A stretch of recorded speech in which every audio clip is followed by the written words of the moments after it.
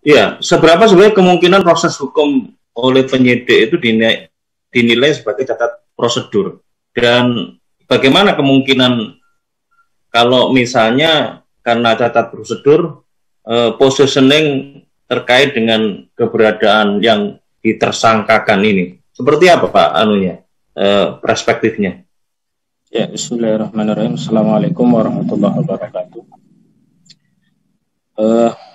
Penangkapan Gus Nur saya bisa katakan ini adalah kali kesekian kalinya polisi, dan ini dilakukan oleh Mabes Polri, mempertontonkan kejumawaan hukum. Dalam hal ini Polri melalui penyidiknya benar-benar telah mempraktikkan hukum dengan ala suka-suka Polri. Dengan demikian kita bisa katakan apa yang dilakukan Polri dalam hal ini penyidik yang melakukan tindakan pada malam hari itu bisa kita katakan atau kita kategorikan sebagai satu tindakan abuse of power atau penyalahgunaan wewenangnya sebagai penyidik. Saya sudah membuat catatan terhadap hal ini bahwa penyalahgunaan wewenang tadi bisa dilakukan dengan beberapa keadaan. Yang pertama dilakukan oleh orang atau badan yang tidak memiliki kewenangan. Yang kedua memiliki kewenangan tapi kewenangan tadi disalahgunakan untuk sesuatu yang bukan peruntukannya. Yang ketiga kewenangan tadi diterapkan secara tidak equal, melanggar asas praduga tak bersalah, dan yang paling penting adalah sulit untuk publik mengujinya. Apa yang disampaikan oleh Dr. Taufik tadi adalah berkaitan dengan prosedur hukum yang berkaitan dengan hukum acara. Itu pun telah dilanggar. Pun demikian mungkin saja Mabes Polri bisa menyampaikan bahwa kalau tidak sependapat dengan tindakan-tindakan Polri, ada proses untuk mengujinya melalui prosedur pra peradilan.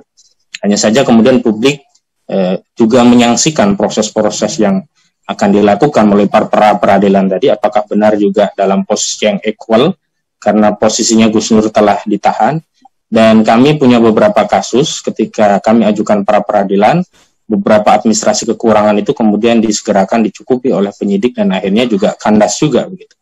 Tapi saya lebih bicara tentang adanya abuse of power yang implikasinya memang bukan satu tindak pidana, tetapi ini berkaitan dengan kepercayaan publik kepada proses penegakan hukum dan juga penegak hukumnya. Saya bisa katakan bahwa ini adalah sesuatu yang abuse of power karena tindakan ini tidak dilakukan atau diterapkan secara equal kepada proses penyidikan pidana di perkara-perkara lainnya. Kalau ini merupakan prosedur baku dan ditetapkan secara equal, boleh jadi publik bisa menginsyafi ini adalah bagian dari proses penegakan hukum. Tapi kita bisa saksikan apa yang dilakukan oleh penyidik Direktorat Pidana Cyber Mabes Polri terhadap Gus Nur ini tidak dilakukan pada perkara pidana yang lainnya. Contoh saja pada kasus Denny Sirgar. Pada kasus Denny Sirgar itu telah ada laporan, dan laporan tadi bukan aduan individu tapi sejumlah orang yang itu merupakan bagian dari santri di Garut, telah diperiksa pelapornya, telah di BAP pelapornya, beberapa kali dikonfirmasi, tetapi tidak juga sampai hari ini Denny Sirgar itu diperiksa. Jangankan ditangkap malam hari seperti Gus Nur, diperiksa pun tidak. Bahkan terakhir pernyataan dari kepolisian menyatakan Denny Sirgar itu sudah diberikan undangan klarifikasi. Dan kalau memang benar prosedurnya itu adalah equal, tentunya dalam kasus Gus Nur tadi tidak serta-merta Gus Nur karena diancam dengan delik aduan sebagaimana disampaikan oleh Dr. Taufik tadi, kemudian dilakukan upaya paksa karena proses yang terjadi terhadap Gus Nur bukan tertangkap tangan. Tertangkap tangan diatur dalam KUHP adalah orang yang sedang melakukan tindak pidana atau belum selesai melakukan tindak pidana atau selesai sesaat setelah terjadinya tindak pidana, diketahui orang, kemudian dilakukan upaya paksa melalui penangkapan. Penangkapan juga bisa dilakukan jika upaya pemanggilan selama 3 kali berturut-turut tidak memberikan konfirmasi tentang ketidakhadirannya, baru dilakukan upaya paksa, penjemputan paksa. Nah, ini tidak terjadi pada kasus Denny Sirgar. Denny Sirgar diundang dan terakhir tidak ada kehadiran dan tidak ada upaya paksa dari kepolisian terhadap Denny Sirgar. Kenapa panggilan sebagai saksi dahulu lah, walaupun tidak dilakukan klarifikasi pada Gus Nur, itu penting untuk dilakukan karena basis daripada pasal yang dijadikan persoalan adalah delik aduan. meskipun memang delik aduan ini diatur pada dua undang-undang yang berbeda. Yang pertama berbasis pada KUHP, yakni pasal 310 dan 311 KUHP. Yang kedua memang berbasis pada delik pidana ITE, yaitu Undang-Undang Nomor 19 Tahun 2016 tentang perubahan Undang-Undang Nomor 11 Tahun 2008 tentang informasi dan transaksi elektronik, khususnya di pasal 27 ayat 3 junto pasal 43 ayat 3 dan pasal 28 ayat 2 junto pasal 45A ayat 2 tentang penyebaran kebencian dan perusahaan berdasarkan suku, agama, ras, dan antar golongan. Kenapa klarifikasi penting? Karena begini, yang pertama, belum tentu orang mengadu melaporkan itu laporannya benar, harus diklarifikasi dan verifikasi. Saya juga menyaksikan apakah pihak pengadu, pelapor yang konon katanya dari Cirebon dan ada juga dari Jember itu sudah dilakukan pemeriksaan awal atau berita acara pemeriksaan.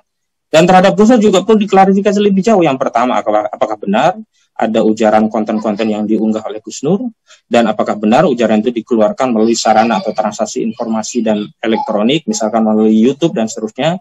Apakah benar konten-konten ujaran tadi ditujukan untuk suatu tujuan kebencian atau satu fitnah atau penyebaran suatu yang tidak benar, atau apakah benar hal tersebut juga sudah dilakukan upaya yang disebut dengan restoratif justice, sebagaimana ini juga pernah dikeluarkan oleh Pak Tito Karnavian. Saya ingat pada tahun 2018 ada surat edaran dari Kapolri yang pada pokoknya Kapolri mendorong pada penyidik dalam penyidikan perkara pidana itu untuk mengambil upaya restoratif justice, ya ini keadilan restoratif dari para pihak yang saling mengadu tadi, tidak harus selalu melakukan upaya melalui jalur hukum, tapi dicoba dimediasi oleh kepolisian dalam rangka untuk mencari jalan yang terbaik. Apalagi delik yang diadukan adalah delik pidana yang sifatnya aduan. Hanya saja memang ini yang lagi-lagi saya menganggap ini bukan persoalan Gus Nur dengan NU, dan di narasi media dianggap bahwa ini perseteruan antara Gus Nur dengan NU. Lalu melihat konstruksi pasalnya tidak, karena di dalam proses penangkapan Gus Nur juga disebutkan pasal yang dianggap menjadi dugaan tindak pidana yang dilakukan oleh Gus Nur adalah pasal 207 KUHP, yaitu penghinaan terhadap pejabat umum atau kepada penguasa yang tadi sudah dijelaskan oleh Dr. Taufik telah dibatalkan MK, atau kalaupun mau diterapkan itu telah berubah menjadi delik aduan, sehingga harus ada pejabat definitif yang merasa dirinya dicemar, dirinya dihina, yang membuat laporan polisi. Dan dalam hal ini Mabes Polri tidak pernah memberikan klarifikasi atau statement tentang adanya aduan dari pejabat yang dianggap dinistakan atau dihina atau dicemarkan oleh ujaran Gus Nur. Jadi saya melihat bahwa laporan yang ada ini adalah pintu saja, tetapi yang menjadi soal yang kita ketahui bersama adalah Gus Nur adalah orang yang sangat kritis, orang yang sangat peduli tentang kondisi keumatan, yang berani terbuka secara terbuka, memberikan kritik kepada hal-hal yang tidak benar, termasuk khususnya kepada rejim, dan juga memang ada hal-hal yang beliau kritik terhadap Nahdlatul Ulama. Tentu dalam konteks kritik inilah harus diverifikasi atau diklarifikasi lebih lanjut apakah benar apa yang disampaikan oleh Gus Nur terhadap kritiknya kepada Ormas, dan kalaupun tidak benar kekeliruannya di mana. Jadi tidak semua perkara selalu berujung pidana. Yang paling membuat publik, tentu saja saya pribadi dan publik juga merasa terheran-heran, juga bingung dan sekaligus kecewa terhadap penegakan hukum di negeri ini. Kenapa? Apa yang terjadi dialami oleh Gus Nur itu tidak dilakukan oleh Mabes Polri dan diberlakukan terhadap Ade Armando, kemudian Abu Janda, Dewi Tanjung, yang lebih spesifik Denny Siregar, karena sudah ada proses pelaporan terhadap Denny Siregar.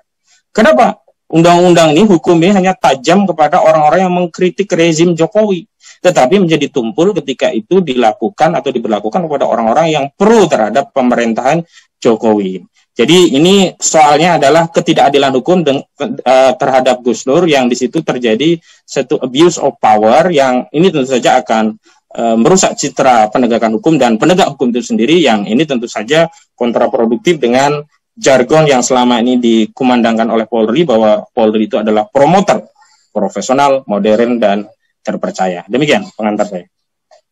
Ya, Pak.